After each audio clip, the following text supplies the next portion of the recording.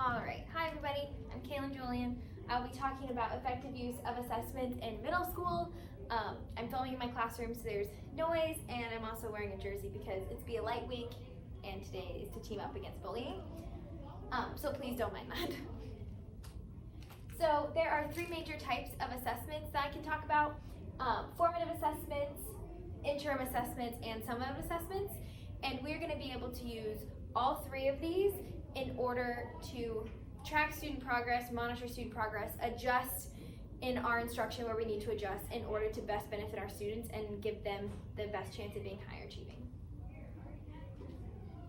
All right, the first type is formative assessments. The goal of a formative assessment is to monitor student learning to provide ongoing feedback that can be used by instructors to improve their teaching and by students to improve their learning. A few key points when talking about formative assessments. The first one is that they are going to be low stakes. So students know that this is just testing their knowledge. There's nothing that's going to be given to them. There's not a grade that's going to be given to them that's going to weigh them down. This is just for the teacher to figure out where they are, how they're feeling, and then allow the teacher to make adjustments based on how they say they feel. It allows us teachers to identify strengths and weaknesses. So a lot of the time we give lessons and we may not know how it goes. You have the same few students who raise their hands, but some of the quiet ones, we're not sure how it goes. So we can give a formative assessment in multiple ways. I'm going to give you guys some examples in a little bit. And students can show us whether or not that we need to reteach, or maybe they excelled in the lesson and we might need to challenge them in the future and bring them up to a higher level. And that's why it allows teachers to adjust teaching. It gives us quick on-the-spot data on what students know, what they don't know, and what I need to do as a teacher. Entrance and exit tickets are one great way to formatively assess students. So they measure progress toward a standard. In middle school, I use these three main ones. I use paper sort, which means that the students have a piece of paper or maybe the lesson or the work for the day, and on their way out they will put that in one of three stacks. Each stack would represent how they feel. Maybe they feel excellent, maybe they're not sure, or a stack could represent that they are struggling and they would need more instruction on that topic.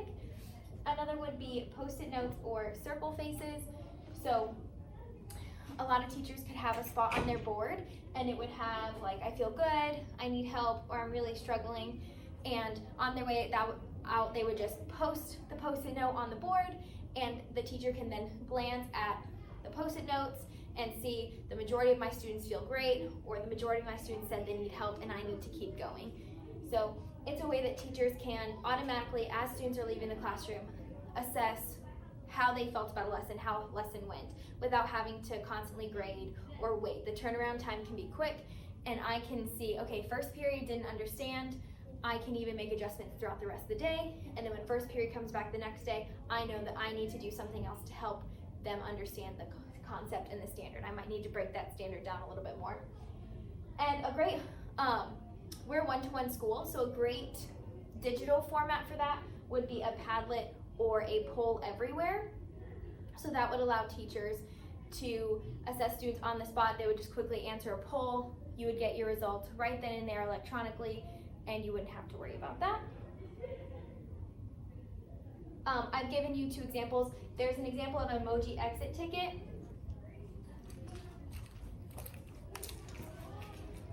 Sorry, I got interrupted by a student, so going back. I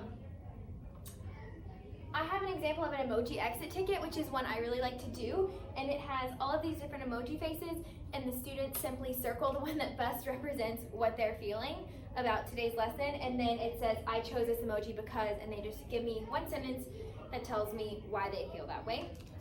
And then some people do the exit slip 3, 2, 1, and that means you name 3 things you learned in class today, 2 things you still want to learn more about, and 1 thing, like 1 question you have at the end of today's lesson.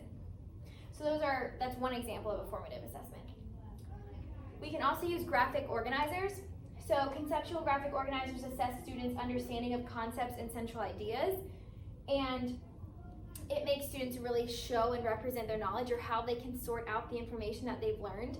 And this can really help students in MTSS programs and students with learning disabilities. They may not be able to answer more strategic questions or open-ended questions, but they might be able to organize their thoughts on a graphic organizer and show that they know information, but they might not be able to word it. So I think graphic organizers are best for students who maybe are struggling, or in those MTSS ELL students who need a little bit of extra help and guidance in organizing their thoughts. Strategic questioning. So this is answer well thought out and higher order thinking questions that help teachers evaluate the level of student understanding. I like this one because I can ask these questions while I'm teaching and really kind of gauge where students are, so I don't have to stop teaching in order to do this. I can do it individually, small group, or whole class. So depending on what you're doing that day, you can implement strategic questioning throughout the entire class period at any time with any amount of students, and you can get results. And a thing that's most important about strategic questioning is wait time. So we have a certain amount of time that we get to have our students, and so sometimes we want to rush through and we don't want to have that awkward pause because nobody's answering. But that wait time is really important because it's allowing our students to process the question, really think about their answers, and give well thought out and developed answers. So I think wait time is one of the most important aspects of strategic questioning, so make sure that you are doing that to be really effective and get the best answers from your students. Okay, interim assessment. So an interim assessment is a test administered at different intervals during the school year to check students' grasp on content and guide future instruction. They fall between formative and summative assessments, and it's an extension of learning. So learning doesn't stop in order to give an interim assessment. It is an extension of learning, and they measure student growth. So you do it 3 times throughout the year, and you have kind of like an initial start of where students are, and then you get to see how much progress they've made towards a certain standard or a certain topic, and then you also do it at the end of the year to once again measure student growth. And schools, districts, and states can use this data. It's not just teachers and students. So you can really measure where students are at what points of the year and see what is the best insert level or entry level in order to start teaching them certain concepts. So performance assessments are an example of an interim assessment. They can measure if students can apply the knowledge they have learned. So at this point, you've already taught it, you've already used your formative assessments to gather where they are, and you're a little bit farther into teaching. And this will show whether or not students can not just recall the information, but apply it to something. And teachers can provide feedback on these to help students grow before they get to a summative assessment. These are open-ended. They do not have a correct single answer. So it really has students applying the knowledge in a way that works best for them. And it allows students to use creativity depending on what kind of performance assessment you use. Some examples of performance assessments that we use in middle school: it could be a project, it could like a portfolio, it could be a presentation. We like to do debates and really get students thinking about different sides of an argument. It can be really anything. They can act out something, like it can be a board. It's just any way that they can apply the knowledge to a situation, and it's not just a yes or no question that they're answering. STAR testing, we use STAR testing here as our progress monitoring for students in math and ELA. Like I said, we do it 3 times a year. They do it towards the beginning, they do it in January, and then we do it before our summative dates and tests. So it allows teachers to monitor student growth. Students are taking a test, and then we get results as teachers and as a school on what level of reading our students are at and what level of math, and what level would be the best for them to get new information on, and what level they can be challenged at. So we as teachers know that we're not giving them something at a higher lexile than they can handle. We can use that information to influence our instruction. So I know what readings am I going to assign to best help them and not hurt them in a way because I'm not giving them something that's at their level or is too high. MTSS teams and teachers can use this to help students who have learning difficulties. And the test is really cool. It adjusts to students. So based on how many questions they are getting right or getting wrong, it will adjust to challenge them to see what is their highest level of performance. And it has a short testing time, so it is done within 1 class period. It usually takes less than a class period. Summative assessment. So evaluate what someone has learned throughout a course. these are your high stakes tests. So some students, this determines what class they're going to be in. This determines if they get to graduate, if they get to move on to the next grade. These are high stakes testing.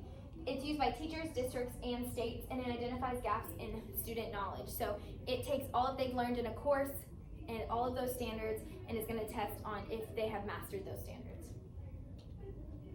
FSA reading, writing, and math are all summative assessments that we can find in our middle school. So these are state assessments that examine student mastery of standards over the course of a school year. This helps schools identify areas of weakness, can help schools make goals for the upcoming school year, and allow teachers to see how their students match up to those across the state. So, for example, by identifying areas of weakness, when we get that report, FSA is broken down, at least in reading, to categories, and we get to see, okay, maybe our students aren't doing so well in key ideas and details and integration of knowledge and ideas, so we're going to make it a school goal for our English department to really focus on those two things, those key ideas and details and integration of knowledge and ideas. We're going to make that a school goal so that next year our students are achieving at a higher level than they did this year in those categories.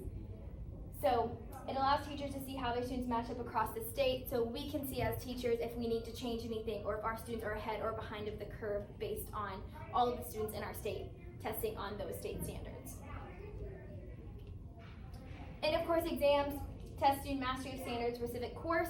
So two big ones that they take in middle school are civics and algebra. They allow teachers to identify areas of strength and weaknesses. Just like FSA, these teachers get a breakdown of what areas their students did well in and what areas they might need to change for the next year. And it's used by teachers, schools, districts, and the states as well. So summative assessment data, how can we use this data?